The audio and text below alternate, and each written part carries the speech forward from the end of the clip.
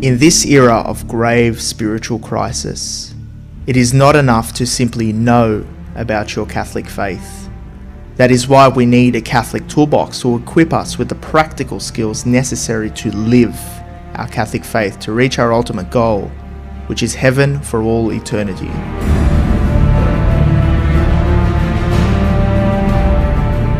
Do not merely listen to the word and so deceive yourselves. Do what it says.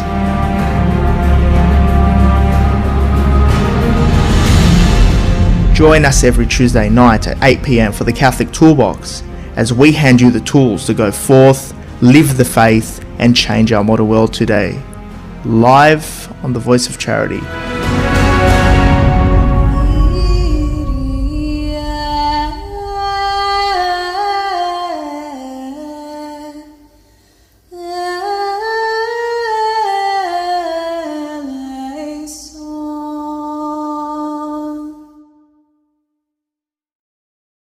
And welcome back to another week on the Catholic Toolbox, the art of practical Catholicism. I'm your host and founder, George Manassa, here as we equip you with practical tools to live your faith in our modern world of today.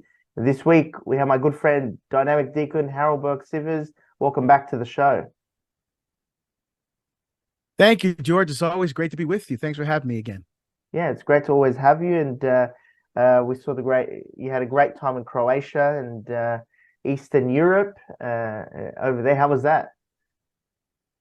Yeah, it was awesome, man. There were some nice surprises there. For example, the tomb of Saint Anastasia, from the Roman canon, Eucharistic prayer number 1, right?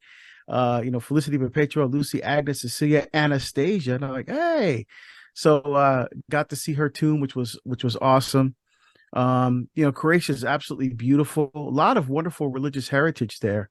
Some really wonderful things to see. Went to Montenegro and then to Bosnia Herzegovina. Of course, Medjugorje is there. And then to Italy, to Venice, and to Padua. So it was wonderful pilgrimage. That's absolutely amazing. And I mean, it's only, I think, recently, 5-10 years ago, people started to notice Croatia as a good destination within Europe to visit.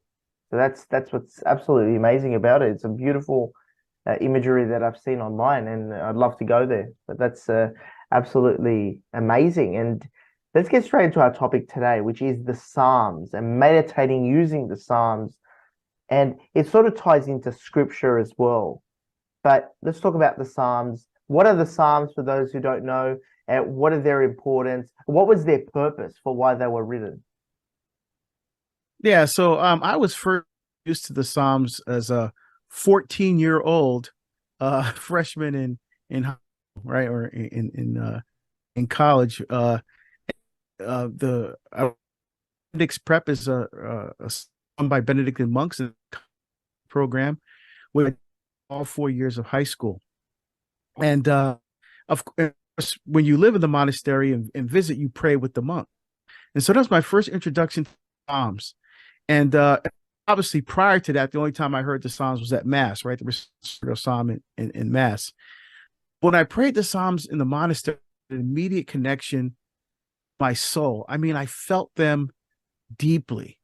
It felt like God was speaking to me personally, and I've been praying them ever since. And the Psalms are over 2,000 years old, and they're in Hebrew it's called the Sefer Terechim, or the Book of Sung Praises. It's basically the hymnal, for the Jewish for Jewish worship. Of course, the Psalms are in the Old Testament. They're part of the wisdom books. And really what the Psalms are is a foreshadowing of the fullness of time that would come in Jesus Christ. So the Psalms point toward Jesus Christ. Like St. Augustine said, Christ is concealed in the old and revealed in the new. And for example, Psalm 22, for example, that's the one that says, my God, why have you forsaken me? That Christ was praying from the cross. Psalm 88 which traditionally that's the prayer that Jesus would have prayed in the cistern on Holy Thursday, before he was brought before Pilate and scourged and crucified on Good Friday. Yeah. But where he stayed Holy Thursday night, he would have prayed this psalm. In fact, when you visit that place in the Holy Land, there's a book of psalms in that cistern in all different languages, and you get a chance to pray Psalm 88 with all the pilgrims while you're there. It's very powerful. And of course, Psalm 110, which is another messianic psalm of fulfillment, where David writes that the Messiah is a priest forever in the order of Melchizedek, right? And Melchizedek shows up in Genesis chapter 14. Yeah. And it's so the Psalms are just absolutely amazing. There's 150 of them. And the word psalm actually comes from the Greek word psalmoi, which means songs to be sung on a lyre, right? So the Psalms are meant to be sung.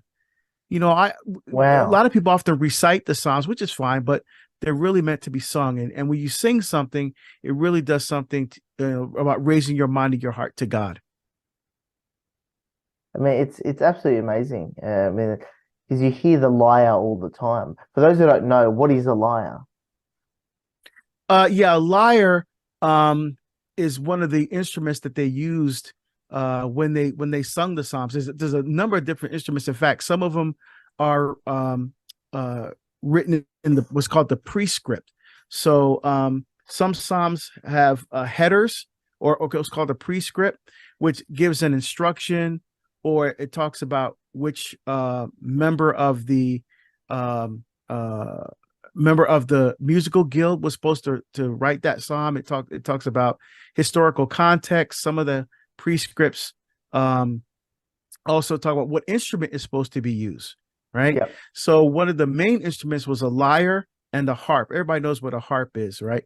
And although there's another instrument that David used, which would have been a lap harp, because those harps are huge, massive instruments that's often bigger than the actual player. But there was another instrument that was used that's called a lap harp, and David would have used that when he was singing the Psalms. And a lyre is a kind of string instrument, like a not guitar or ukulele, same family. Yes, and really, and what was the context that they were written in? Because it seems to be very poetic. I mean, when you read it, I mean, the Yeah. sequences and everything there. Yes. So the Psalms really help you to. That's the whole idea. Draw you in more to meditate and reflect God and how God works in life. One thing I love the Psalms is every feeling I've had, I've prayed it in the Psalms. And now that in my 50s, and I reflect back when I first started this Psalm when I was a teenager, affect me differently now. I've been praying the same 50 Psalms for 40 years, and tired of them. They always speak to you. If there's something in your life, there's a Psalm that speaks to that. And so I look short how I've grown spiritually, intellectually over the years, and the Psalms have grown with it's beautiful. And there's types of Psalms. There's Psalms of thanksgiving. It's like Psalm 34, Psalm 92. They're called Hallel Psalms or praise Psalms. That's where we get the word hallelujah from. It's Hallel in Hebrew means praise, like 13 to Psalm 118 and also Psalm 135. And there's Deutero Hallel Psalms, which is Psalm 145 to 150. And these Psalms are just about praise and worship and glory and honor to God. And there's also Psalms of suffering. Mm-hmm. Psalm 22, Psalm 31, Psalm 90, right? Again, that speaks to the human condition. We all suffer, or we're all going to suffer. That's just a part of life. And the Psalms speak to the depths of the human experience. And what's also interesting about the Psalms is that they're not all addressed to God, right? There's Psalms that addresses the people of Israel, like when it's recalling salvation history. For example, Psalm 105, which is a very long psalm. It talks about the history of salvation, how God brought the people out of Egypt and how he fed them with manna from the desert and the trials that they experienced in the desert and all of that. So, it's so some Psalms are in historical context. Some Psalms are written to Israel's enemies, like Psalm 2 or Psalm 137. Psalm 137 talks about the Babylonian exile. There Babylon, we sat and wept, playing our harps were hanging on the trees. Our enemies said, play one of Zion's songs for us. They said, how can we play the song of the Lord on alien soul? So, angst of exile is expressed in Psalms. There's also what's called Gayon, or lament song. Go through the Psalms, there's suffering. It's also it's sort of like a complaint book, where people are just putting down how they're feeling. They're complaining about, getting invaded. Their soul is weary. The joy. It's sort of as if it's the human emotion with its relationship with God. Could we see it that way? I mean, that's when I read it. That's how I feel. Yeah, absolutely. Like I said, the Psalms speak to the very depths of the human experience. The Psalms of thanksgiving, Psalms of living rightly, Psalms of forgiveness, Psalms of mercy, Psalms of compassion, Psalms of confidence. Like I said, historical Psalms. And what's beautiful about the Psalms too is when we're praying the Psalms is the other form of the public prayer of the church. So the holy sacrifice of the Mass is the public prayer of the church. And so are when you pray the Psalms, the liturgy of the hours. When you pray the Psalms in that way, it's not your private prayer. It's the public prayer of the church. You're praying on behalf of the whole church, which we do as priests and deacons when we're ordained. And so like you said, the Psalms are just really speak to the depths of the heart and really draw us into deeper intimacy with the Lord. For example, so other Psalms, for example, like some of them, most of them written by David, right? But there's other people that write the Psalms too. So what happened there? So David directed the chief Levites, remember, because the Levites were the 13th tribe, right? Yeah. They weren't really one of the official 12 tribes of Israel. They were a 13th tribe that was appointed to serve the ministerial and priestly needs of the other 12 tribes. And so David directed the chief Levites to appoint men to serve as superintendents of the musical guild of the Jewish temple. And so these were people like David would write a psalm and he would hand it over, and these writers from the musical guild will put music to it. Or sometimes they would write some of the psalms themselves and put music to it. Sometimes other writers like Jeduthun. Jeduthun means lauder or praiser in Hebrew. And Psalms 39, 62, and 77 are attributed to Jeduthun. So it may say, well, this song was by the sons of Korah, but the music was written by Jeduthun. So you have collaborations going on with the Psalms as well. And so some of the main writers, you have Asaph. Asaph means gather in Hebrew. You have the sons of Korah. And that's an interesting one because Korah rebelled against Moses and Aaron. In Numbers chapter 16, it says that the ground opened and Korah and his entire family went down alive to Sheol. It says the followers of Korah were swallowed up by fire from heaven. And the only ones to survive were the sons of Korah in Numbers chapter 26, verse 11. And they went on to become the musicians of the musical guild. And the sons of Korah not only were musicians, but they also were the caretakers and custodians of the sacred vessels and vestments that were used in the worship of God. Yeah. Very interesting. and you had the Sort of like Ezrahites. the acolytes Yeah. today. Yeah, Yeah, exactly. So they're very talented. yeah. So it'd be like they were acolytes, they were also in the choir, so really talented guys, and there's a psalm attributed to Moses, there's a psalms attributed to Solomon, David's son. Psalms 127 and 72 are attributed to him.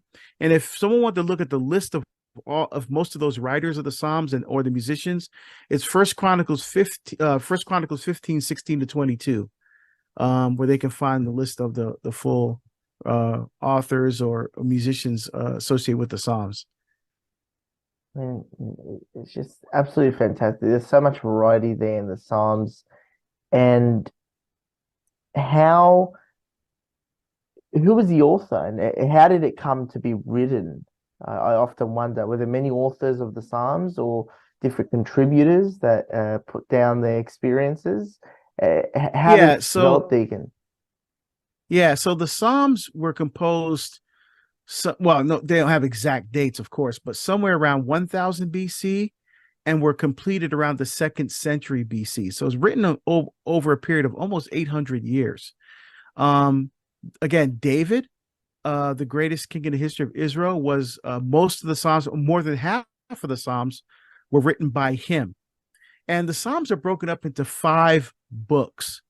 And it's supposed to mimic the Torah, the 5 books of the Pentateuch, right? So Genesis, Exodus, Leviticus, Numbers, and Deuteronomy. So the Psalms are broken up into 5 books. So you have Psalms 1 to 41, Psalms 42 to 72, Psalms 73 to 89, 90 to 106, and 107 to 150. And the only author that has Psalms in every single one of those 5 books is David. Right. So, and there are Psalms, for example, it says this Psalm is a michtam. Now, we don't know what those words mean back at the time that they were used for the Psalm. So, for example, michtam means thing that covers. Mhm. But when you look at it in the context of the Psalm, in the prescript, it doesn't really make any sense. Like, and michtam Psalms are only attributed to David. So this Yeah. is a michtam of David when he was in the desert of Judah. Well, Yes. michtam means thing that covers. So what does that have to do with David being in the desert, right? So so there's words like that. We just don't know what they mean. Maskil. This is certain Psalms say they're maskil. Maskil means enlightenment.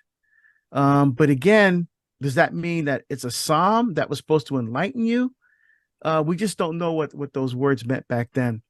But like I mentioned, some of the other authors of the Psalms, right? So there was Asaph, there were the sons of Korah, there was Jeduthun, there were the Ezrahites. So the Ezrahites were a clan within the tribe of Levi, and there was Haman and Ethan or Nathan is what we would say today.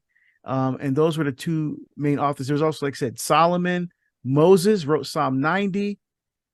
So yeah.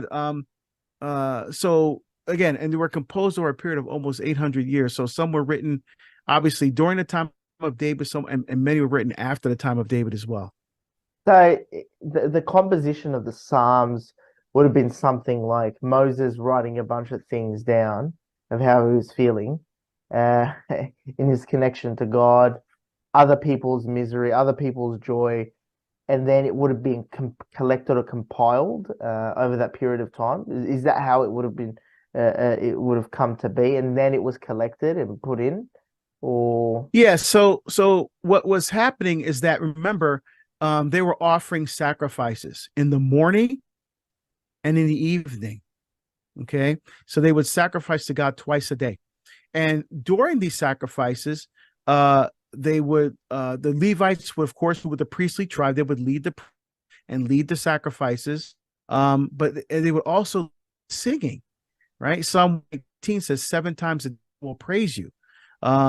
It also says that at midnight I will thank you for your justice.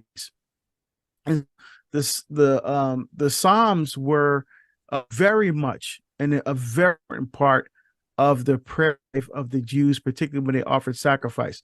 Also, Psalms was called gradual Psalms or songs of ascents, Psalm 20 to 134. those were psalms that were sung by worshipers as they ascended the road to Jerusalem. Because they were supposed to do the pilgrimage every year, at Hmm. least one pilgrimage a year. So for the feast of uh, unleavened bread, Yeah. or the feast of Passover, the feast of Pentecost, which is also called the feast or the feast of tabernacles, the feast of booths. Yeah. As you're going to Jerusalem, as you're journeying toward the temple of Jerusalem, you'll be singing psalms, right? And typically, what they, again, psalms, um, the 20 to 134, you would be singing those psalms on your way to Jerusalem. So, um, uh, and at the end of each of the books of the psalm, so Psalm 41, Psalm 72, Psalm 89, Psalm 150, they have doxologies at the end of them. You know, like at the end of the Our Father, right? Or at the Yeah. Eucharistic prayer, Doxology. glory be to the Father and to the Son. So there's doxologies at the end of each of the book of the Psalms, punctuates the end of the Psalms. And Psalm 150 is kind of that itself is a doxology, the entire book of Psalms, you know.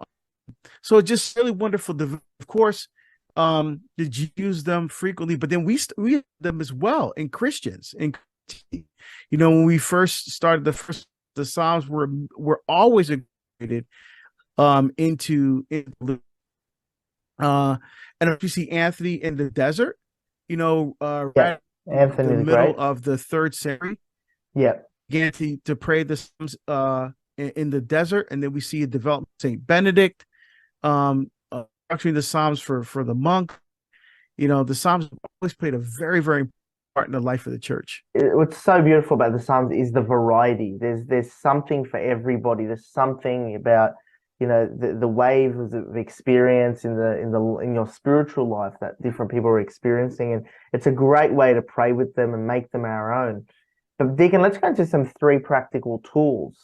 How can we take action, use this as a tool to strengthen our prayer life, uh, using the Psalms, using the book of Psalms, the entire 150 Psalms? How can we take action in that area and help to strengthen our spiritual life using them? Yeah, so I'd say so. When you're going to the Holy Sacrifice, the Mass, when it's time for the responsorial song, pay attention to that. As the song is being sung or being recited, there's no or anything. Just really listen to the psalm and say, how are you speaking to me right now? How are you speaking to my heart?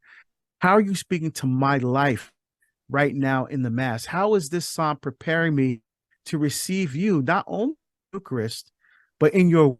How do I take your word life more deeply into my heart? How does this psalm need to do that? How is this psalm to my life experience that I'm through right now? And I would be very surprised how much the psalms affect personally are for you. That'd be the first thing. So really pay attention at Mass to the responsorial psalm. Don't just let it pass by, but really focus on it. And second, when you're praying the psalms outside of Mass, get yourself a book of the Psalms. You can either get a Bible, or I have a book. It's just the Psalms here, just a book with just the Psalms in it, and take time to memorize your favorite Psalms. Hmm. Like I love Psalm 63. That's the one I pray before adoration all the time. Oh God, you are my God. For you I long. For you my soul is thirsting. For you my flesh is pining. My body pines for you like a dry, weary land without water. So I gaze upon you in the sanctuary to see your strength and your glory. For your love is better than life. Like, what? That's awesome. Hmm. That is awesome. And I pray that in adoration, right? Because remember, these Psalms were written a thousand to over 2,000 years ago, but it talks about, I gaze upon you in the sanctuary to see your strength and your glory. Now, how could you not think about adoration when you're praying that psalm? Right. So that's what I'm talking about. Let the psalm speak to you. So memorize. The second thing is memorize, maybe a few of your favorite psalms and let them speak to you. Pray them slowly. and prayerfully. And when you come to a particular psalm that just hits you, just stop and just rest in the word. Just allow, just maybe pray that verse of that psalm again, and just let God speak to you. Just rest in the word. Don't be afraid to do that. And then finally, um, uh, the last thing I would say is I think the Psalms, one of the fun Psalms is to reveal God um, as the treasure whom we love, because why? He first loved us. So the Psalms are really part of a love relationship with God. They really speak to the exchange of love and life and intimacy and communion that God wants so desperately with us. And the Psalms help us to enter into that. So when you're meditating or praying on the Psalms, find some place for silence.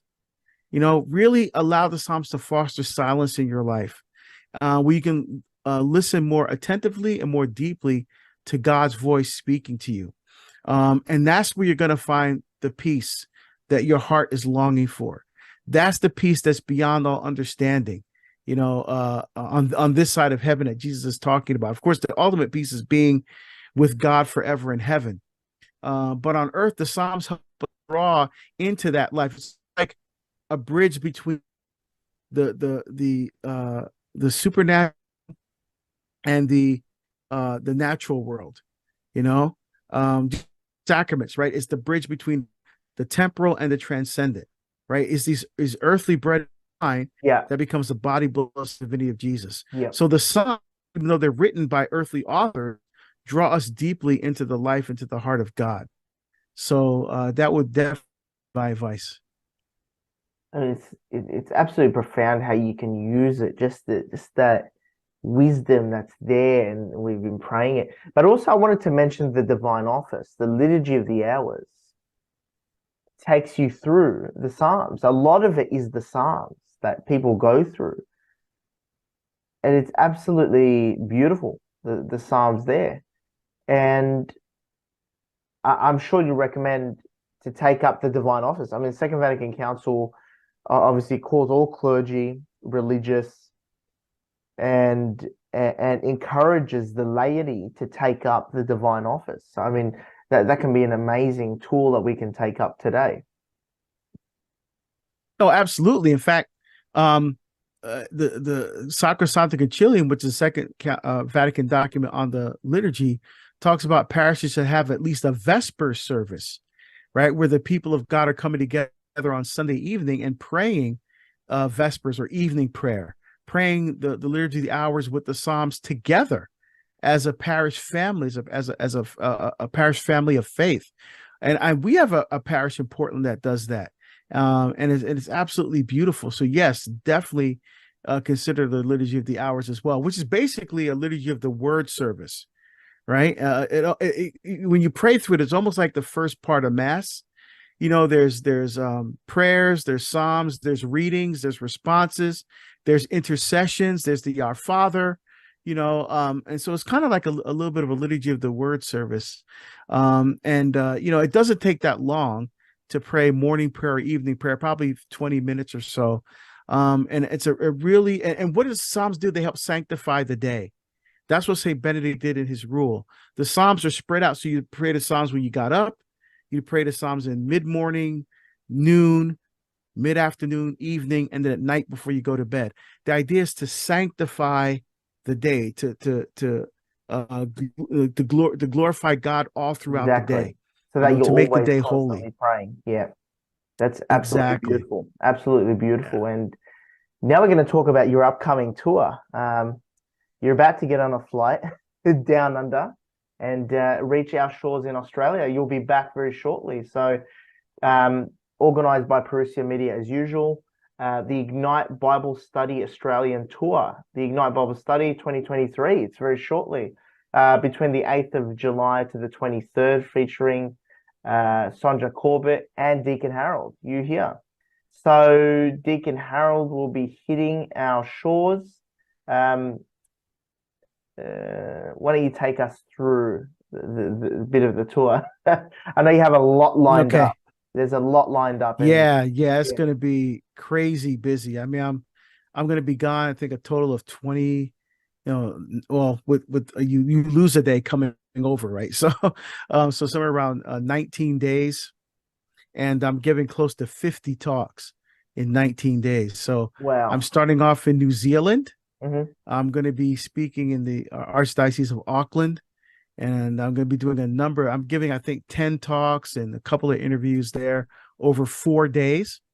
And then I fly to Papua New Guinea, Hmm. and I'm giving a series of talks there. I'm going to be talking to, actually, very interesting, George, to um, members of parliament. I'm going to Yes. be speaking to government officials. I'm going to be and Catholic professionals is the first group I'm speaking to, and then I'm going to be speaking to clergy and religious, and then that. So I'm both of those are going to, one's going to be in the morning, the other one's going to be in the afternoon. Then the next day I'm doing a youth rally. They're expecting about 10,000 youth to show up to this youth rally. Hmm. I'm excited about that. And then on my last full day in Papua New Guinea, I'm going to be speaking. It's a general talk for everybody. So I'm going to be talking on apologetics and evangelization, and evidently, when I told the papal nuncio is going to be there, the bishops conference is going to be there. So very exciting. And then I go from there. I'm going to be doing some talks in Brisbane, Yes. and then I fly from Brisbane to Melbourne, Yes. and then finish up everything in Sydney. Beautiful. And we'll see you in Sydney. You got a series of talks and a great announcement. Finally, The Art of Practical Catholicism, #2. My book, The Art of Practical Catholicism, #2, with the forward written by yourself, Deacon. Thank you for the forward. And we're really, really excited to launch this. Parousia Press is really excited to launch, and I'm very excited to launch this book. So I just want to thank you for all your support and everything here to release it. Yeah, you're most welcome. It's a great book, and people are gonna really enjoy it. And I strongly recommend everybody get the book because it'll really help you to not only think deeply and seriously about your faith, but how to effectively share it with others. That is so important. The faith is a treasure that we can't keep to ourselves.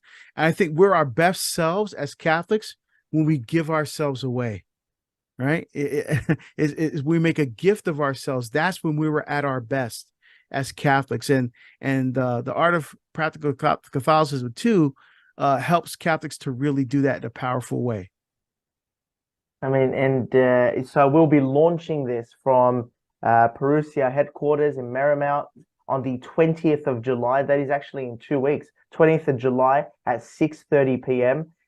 Dinner and refreshments will be provided. This is an event to launch the book for The Art of Practical Catholicism, #2 in the series. I started off just in COVID with Art of Practical Catholicism #1, and now #2. So we're really excited for that, Deacon, to have you back here as always in Sydney. And what are you excited most about for for your upcoming tour? Don't worry about everybody else, Sydney. Yeah, for Sydney, yeah. Yeah, yeah, Well, I've received tremendous hospitality yeah. there. The people have been absolutely amazing. Such a beautiful, warm reception. I think I'm giving some talks that are new. Hmm. I would, and plus this wonderful tour with Sonia. Sonia and I wrote a book together, called the Ignite. It's called Ignite. Read the Bible like never before. And so being able to come to Australia with Sonia to share the wisdom of how you can enter more deeply into Scripture to make the Word of God um, a much more practical reality in your life. To really not just see the Bible as a book, but to Yeah, see it as a vehicle for deepening intimacy with the Lord. yeah. So we're excited to share our insights into the Scriptures with everyone there in Sydney.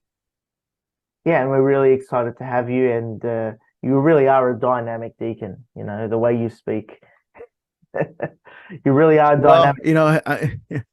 I'm just trying to be faithful to the Lord, man. So yeah, thank you, George. Exactly. So we're really excited to launch the Art of Practical Catholicism #2.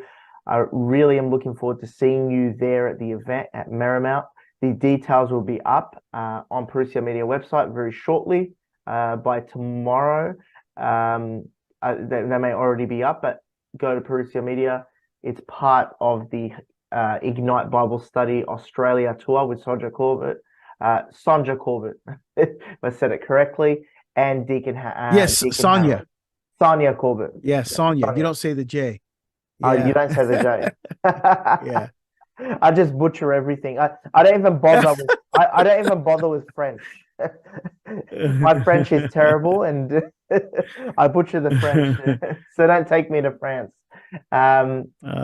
So that's a tour. Yeah, that's and you can go straight to Parousia website. All the details are there, and we will see you there on the 20th of July at 6:30 p.m.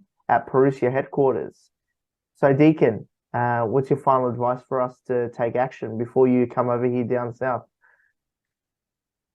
Well, I would definitely ask people to pray for us, and to pray for this tour, and to pray that souls will be brought closer to Christ, that people who are away from the church will reawaken their faith and come back to the fullness of the truth, that people will seek out the sacrament of reconciliation, especially if they haven't gone for a long time, to return to a reception of God's merciful love in that beautiful sacrament, and to really become on fire with the love of the Holy Spirit, so that we can really begin to transform this culture and our world.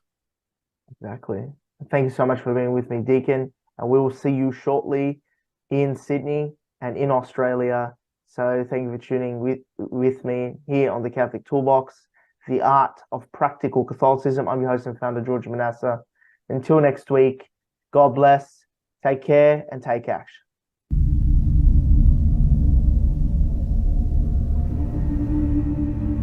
In this era of grave spiritual crisis, it is not enough to simply know about your Catholic faith.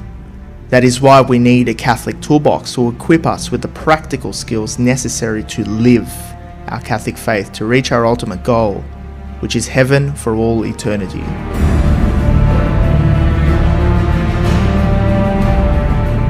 Do not merely listen to the word and so deceive yourselves. Do what it says.